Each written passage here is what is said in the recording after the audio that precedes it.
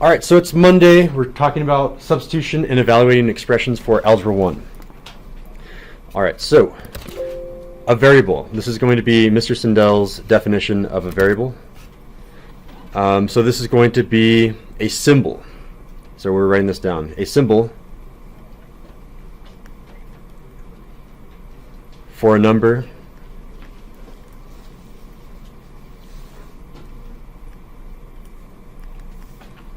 that we don't know yet.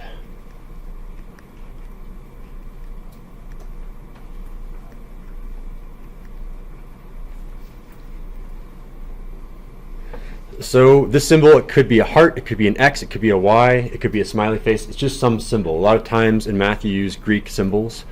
Greek symbols like epsilon, or using something like this, or pi. Usually pi is actually a number that we do use, but it can just be a symbol.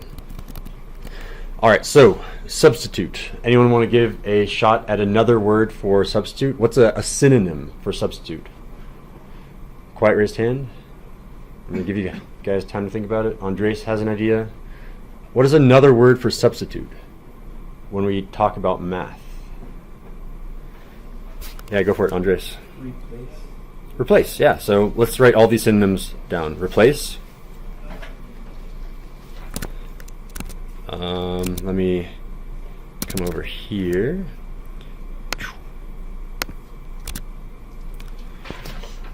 What else? Any other synonyms that we have? Go for it. Fill in, okay.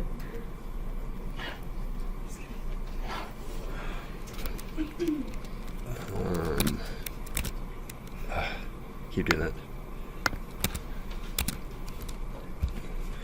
By the way, the people that you're sitting with right now are your new group mates. Yeah, Jose, did you have one also? Yeah, switch out. Switch out. Okay, yeah, perfect.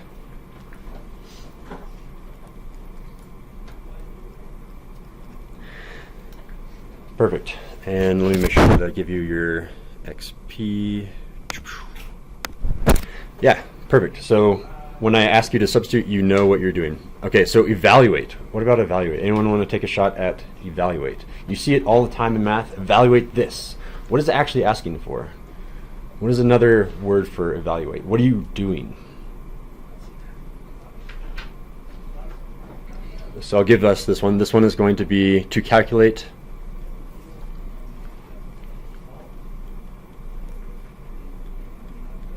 the value of.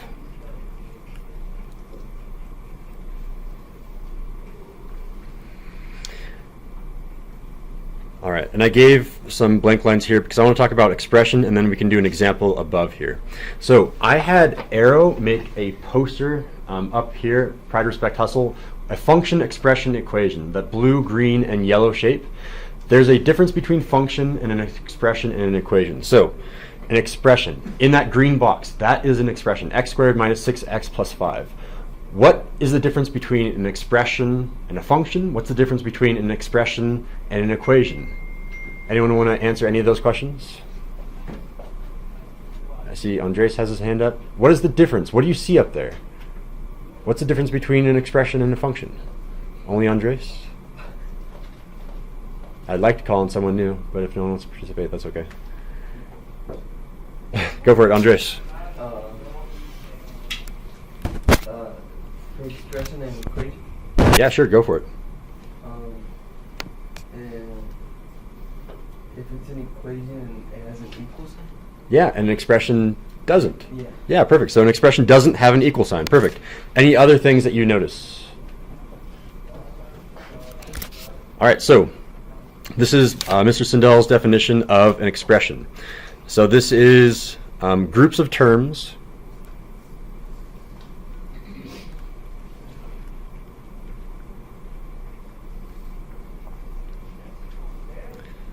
that show the value of something.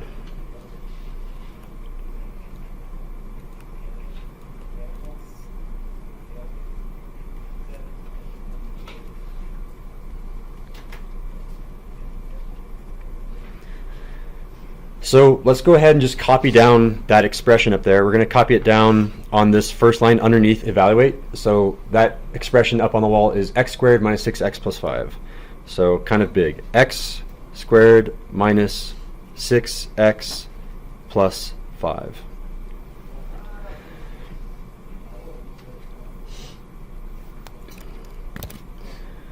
So we can actually label what's going on up here. So this x right here, that is a variable. So we can label this a variable.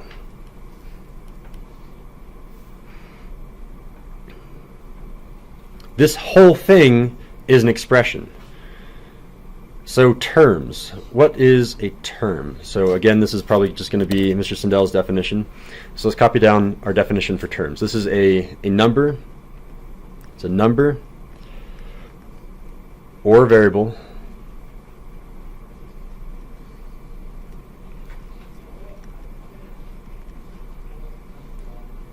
or both.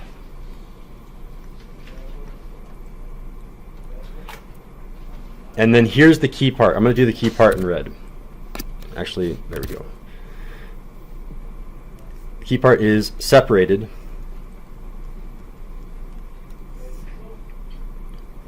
by plus and minus signs.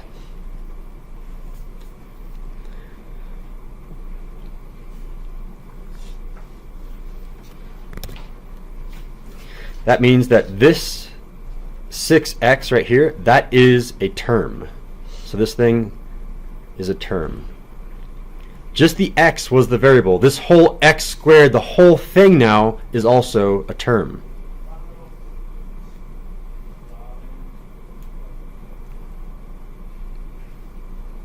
So there are three terms here. They're separated by this plus sign, this minus sign, and all three of these terms together form an expression. Got the vocab down.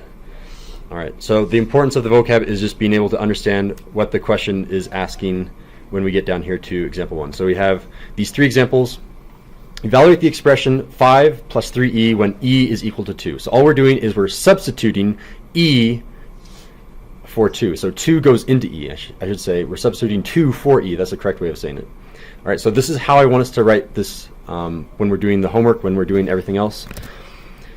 We're going to rewrite the equation, or the expression, sorry. So it's going to be 5 plus 3, and instead of writing e now, we're going to treat that as an empty box. That empty box, e, looks like it's in parentheses. That empty box, what goes in the empty box? It's 2. So we're going to put 2 in here. And then we have to make sure that we do order of operations correct. We don't do 5 plus 3 first. We do 3 times 2 first. So go ahead and, before Mr. Sindel even writes it, what's this next line going to be? Rewrite this with that first step done. What's the first step in PEMDAS? Go ahead and write it now if you think you know it. If not, that's okay. I'll catch up to you in like 10 seconds. All right, I need a volunteer. Tell me what to write for this second line. Quiet raised hand. What do I write here? Go for it, Sergio. 5 plus 6. 5 plus 6, perfect.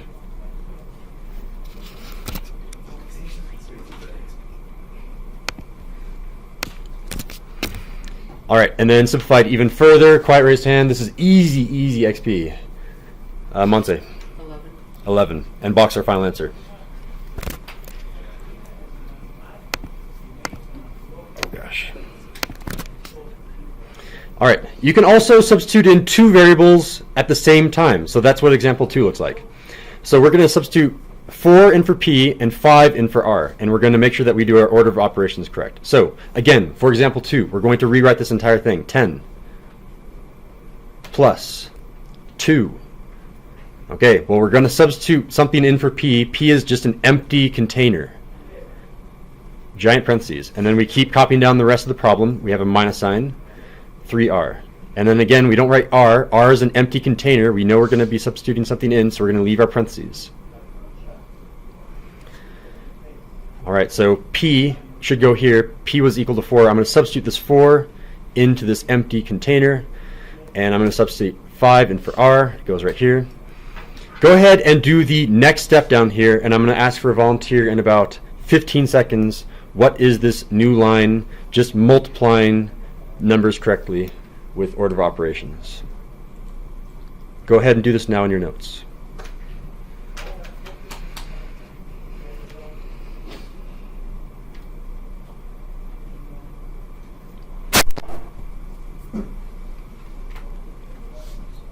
All right, quiet, raised hand. What should I be writing down? I see 3 hands, 4 hands. Uh-oh. Jose, go for it. 10 plus 8 minus 15. Give me a thumbs up or a thumbs down. You agree or disagree? I need everyone to hold a thumbs up or a thumbs down. I also agree.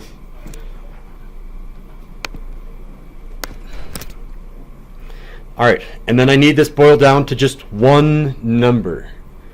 I'll give you roughly 10 seconds to do that. Make sure you always do this to your final answer. You have to do something. All right, quiet, raised hand. What is my final answer? Sergio? 3. Thumbs up or thumbs down? Agree or disagree? Yep, so 18 minus 15 is 3. Final answer, box it. Come over here. Sergio, 50 XP. All right, and our final example before we do our summaries on the back of the piece of paper. Evaluate this expression. So now we have fractions. So part of tonight's homework is evaluating these with fractions and with decimals. So we have to get used to that. All right, so again, I'm going to rewrite this problem, but instead of A and B, I'm going to leave open parentheses. So rewrite this whole thing, leave your open parentheses. Go. And as you're going, I'm going to be doing it behind you so you can check your work. I'm going to start now.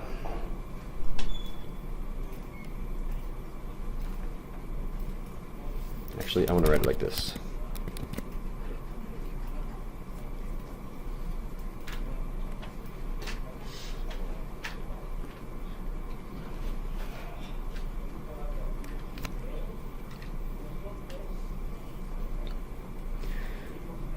Okay, hopefully you have something like this. If not, you already substituted A and B in. I left my open parentheses for my A, I left my open parentheses for my B. I made my fractions go into the second line. That's just setting up for my next step. If you left them on the same line, that's fine. This was A, so this empty container is A, which means 12 being substituted in. There's my 12. This is my empty container for B. B is equal to 6, so this empty container, this variable, holds 6. Now I need to multiply these through. And this might be a little bit difficult, but let's see if we can do it. 1/3 times 12. If you have difficulty, here's your little trick, I guess. You can divide this thing. I can do this in black, actually. If I divide this thing by 1, now I'm multiplying fractions. This is 1/3 times 12 over 1. This is 1/2 times 6 over 1. I want you to read 3 terms here, 3 constants, 3 numbers, something minus something minus something. What is this line going to look like? I'll give you guys about 15 seconds to try to figure that out. Reduce your fraction. If you still have a fraction, I want it reduced to a single number.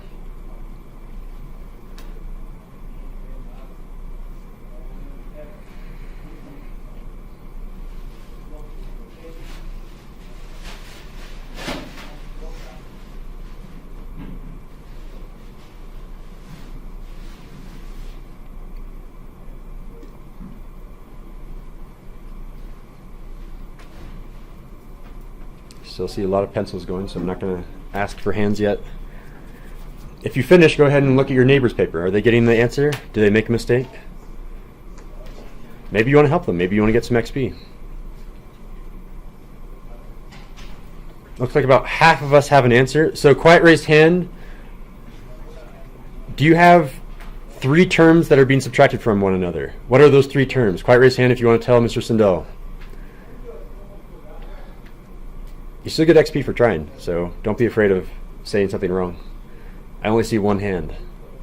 I'm going to just wait until I see more hands. I see 2 hands from the same person. More hands, more students. I see 2 hands now. 2 people have an answer. I'm still waiting. I want to see at least 3 hands. Oh, there's 3 hands. Cohen, go for it. Minus 21. All right, thumbs up, thumbs down. Agree or disagree? Everyone has to be doing thumbs up or thumbs down. I only see 1 thumbs up. Some people are now doing other thumbs. Jose, why'd you do a thumbs down? The 21. Oh, okay. What about the 21? It would be like 3 instead of 4. It should be 3 instead of 21? I don't know. Cohen, what do you think?